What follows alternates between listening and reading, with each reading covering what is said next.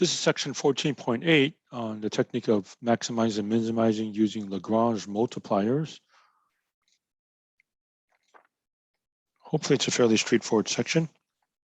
So page 971, Lagrange multipliers. Now we're still trying to maximize and minimize a quantity, but it's subject to a particular constraint.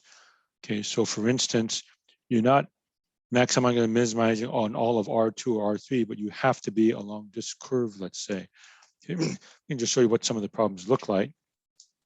It would say maximize and minimize something subject to blah, blah, blah, blah, blah.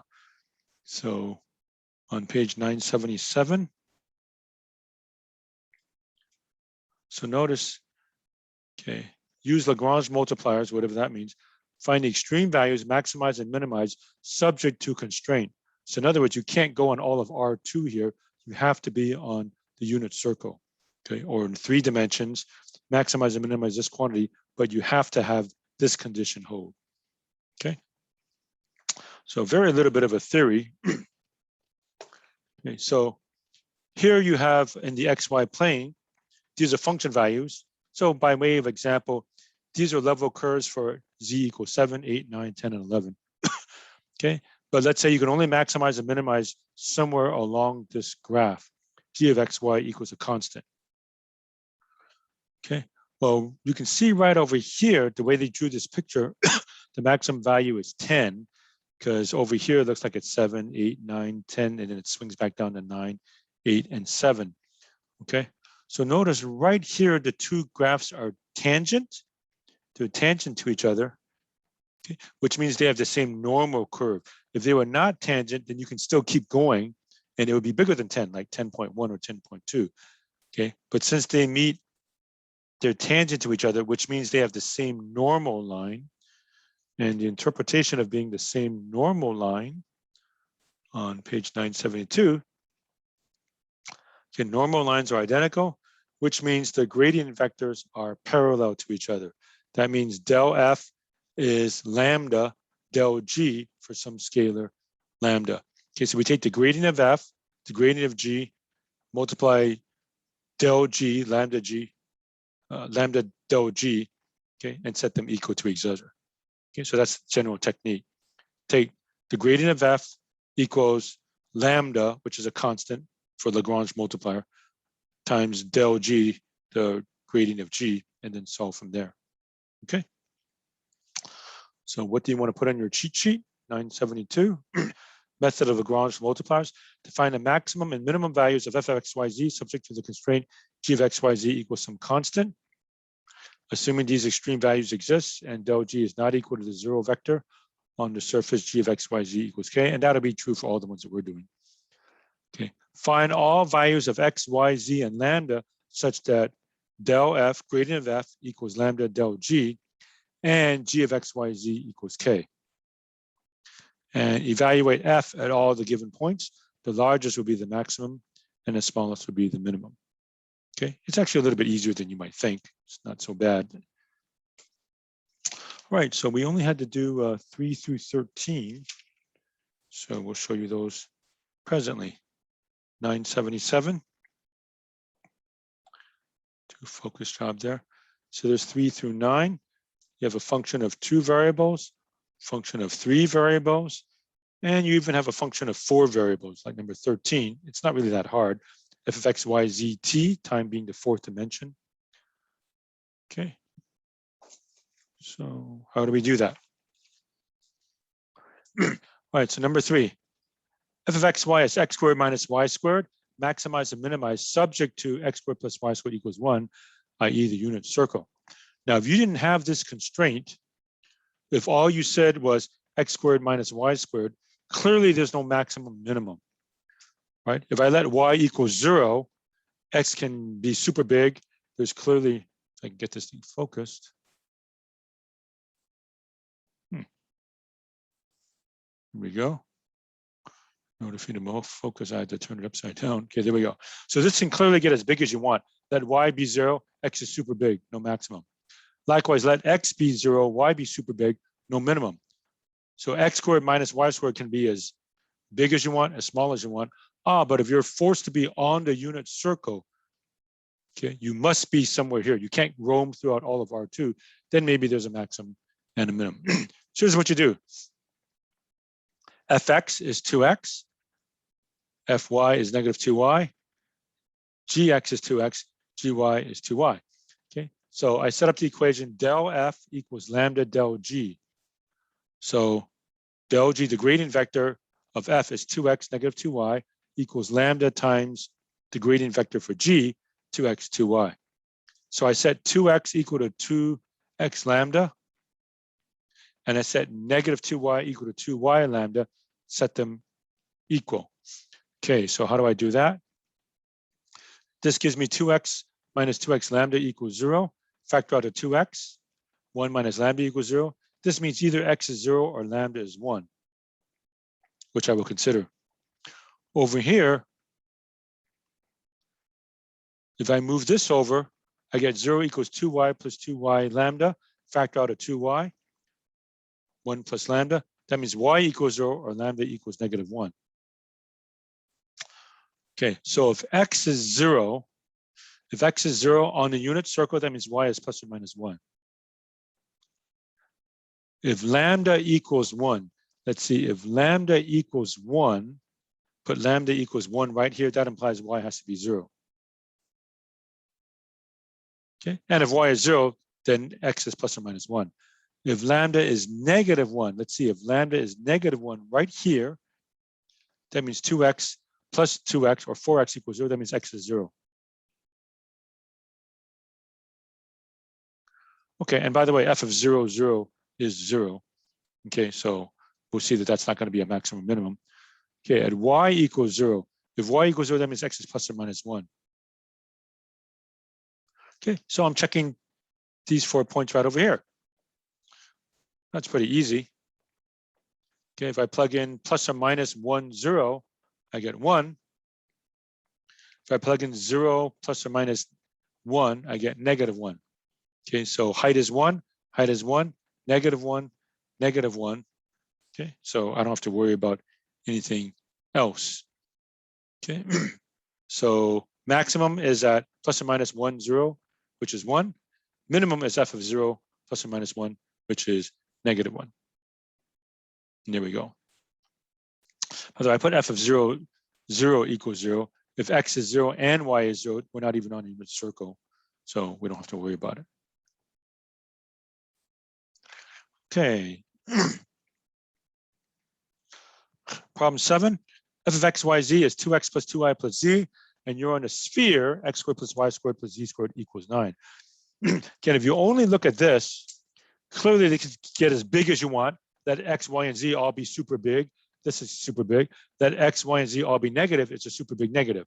Okay. But if you're forced to be on a circle, the sphere centered at the origin with radius 3, then maybe you have some restrictions. Okay, so del f is 2, 2, 1. Del g is 2x, 2y, 2z. We want del f to be lambda del g. So 2, 2, 1 equals lambda times 2x, 2y, 2z. Okay. That means 2 equals 2x lambda, 2 equals 2y lambda, and 1 equals 2z lambda. Okay. If I solve for lambda, which is a normal trick, divide by 2x, divide by 2y, divide by 2z. Okay. And you can only do that as long as x, y, and z are not 0. X, y, and z all cannot be 0 because you won't be able to get 2, 2, or 1. Okay, so I have this thing. All right, so some cross multiplication or flip everything. 2x divided by 2 equals 2y divided by 2 equals 2z over 1, which is the same as 4z over 2. Okay, which means 2x equals 2y equals 4z, or x equals y equals 2z.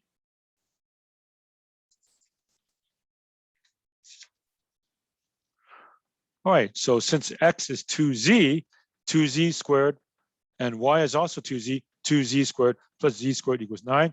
9z squared equals 9. Z is plus or minus 1. Y is plus or minus 2. X is plus or minus 2. So x can be plus or minus 2. Y is plus or minus 2. Z is plus or minus 1. Well, how do I maximize this quantity if they're all positive? So And how do I minimize the quantity? If they're all three of them are negative. So the minimum is f of -2, -2, -1, which is -5. Maximum is f of 2, 2, 1, which is 5. Okay, problem 11. It's a little bit harder. F of x, y, z equals x squared plus y squared plus z squared. You're on the hypersphere. X squared plus y, x to the fourth plus y to the fourth plus z to the fourth equals 1. All right, so del f equals lambda del g. 2x, 2y, 2z equals lambda 4x cubed, 4y cubed, 4z cubed. So that means 2x equals 4x cubed lambda, 2y equals 4y cubed lambda, 2z equals 4z cubed lambda. Okay, I could solve each one for lambda. Lambda equals 2x over 4x cubed equals 2y over 4y cubed equals 2z over 4z cubed. But if you look over here, x equals 0 is also a possibility. Y equals 0 is also a possibility. And z equals 0 is also a possibility. So I have to take all of those into consideration. Okay. So now all three of them cannot be 0, as you can see over here. It's impossible for x, y, and z all to be 0 and satisfy this. However, it's possible for one of them to be 0. It's possible for two of them to be 0. Or it's possible for none of them to be 0. Okay. Fortunately, by symmetry, if you analyze one of them, you can see that x, y, and z are functioning alike here. So if you analyze one variable, the analysis works for all of them pretty much. Okay. All right. So here's what we do. First, I analyze what happens if none of them are 0.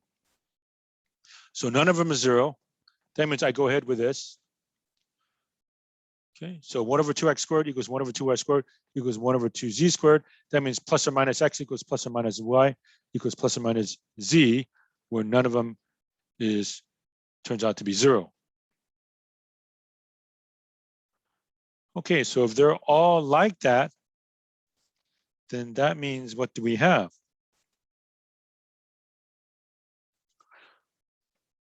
Well, since they're all equal, that basically means 3x to the fourth equals 1. X to the fourth plus y to the fourth plus z to the fourth is x to the fourth plus x to the fourth plus x to the fourth. 3x to the fourth is equal to 1. Okay. And then you get, they're all plus or minus fourth root of 1/3.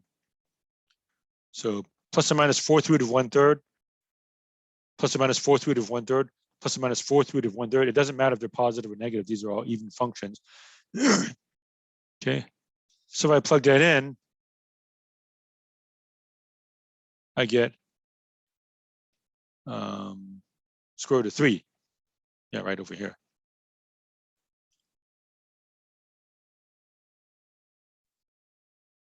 Okay. Because if you take this fourth root of a third squared, you get the square root of 1/3. So square root of third plus the square root of third plus the square root of third is 3 over radical 3, radical 3. Okay. All right, now I analyze two of the variables are 0. Suppose two of them are 0. If two of these are 0,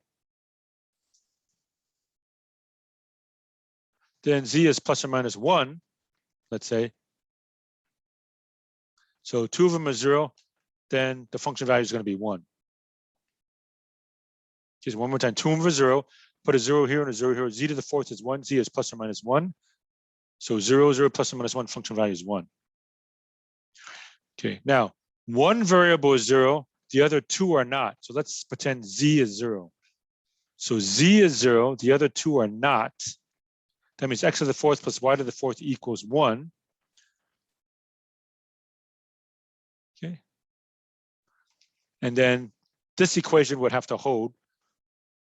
Okay, so in other words, this would still hold, which means x and y are either equal or opposites.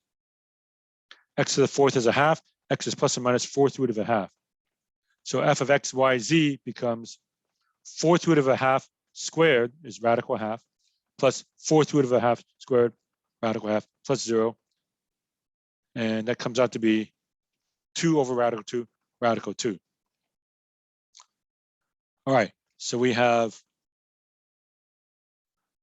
1, radical 2, and radical 3. So maximum, f of plus or minus fourth root of a third, plus or minus fourth root of a third, plus or minus fourth root of a third. All 8 of those will give me a function value of radical 3. And the minimum occurs when 2 of the variables are 0 and 1 is not, which means f of plus or minus 1, 0, 0, or f of 0 plus or minus 1, 0, or f of 0, 0 plus or minus 1, which is 1. Okay, so it's a little bit tricky. 13 is definitely not tricky. It's very, very easy. It's a function of 4 variables, f of x, y, z, and t, like time, x plus y plus z plus t. You're on the unit hypersphere, x squared plus y squared plus z squared plus t squared equals 1. So x squared plus y squared plus 1 unit circle, x squared plus y squared plus z squared equals 1 unit sphere, x squared plus y squared plus z squared plus t squared unit hypersphere. Okay, to work it out is actually very easy. Del f, 1, 1, 1, 1. Del g, 2x, 2y, 2z, 2t. So 1 equals 2x lambda equals 2y lambda equals 2z lambda equals 2t lambda. Solve for lambda, divide by 2x, 2y, 2z, 2t. As long as none of the variables are 0, none of the variables come out to be 0, because if you plug in 0, you get 0 equals 1, not possible. Okay, and if you look at this, it basically means x equals y equals z equals t. So if they're all equal, it's x squared plus x squared plus x squared plus x squared. 4x squared equals 1, x squared is fourth, x is plus or minus a half, which means y is plus or minus a half, which means z is plus or minus a half, which means t is plus or minus a half. So x, y, z, t, plus or minus a half, all of them. So how do you maximize this quantity? If they're all positive. So, and how do you minimize? Well, if they're all negative. So minimum f of negative a half, negative a half, negative a half, negative half, negative 2, minimum. Maximum f of positive a half, positive a half, positive half, positive half, which is 2, and next a maximum. All right, so this is section 14.8, constrained optimization, maximize and minimize a quantity subject to some condition, and we use the method of Lagrange multipliers.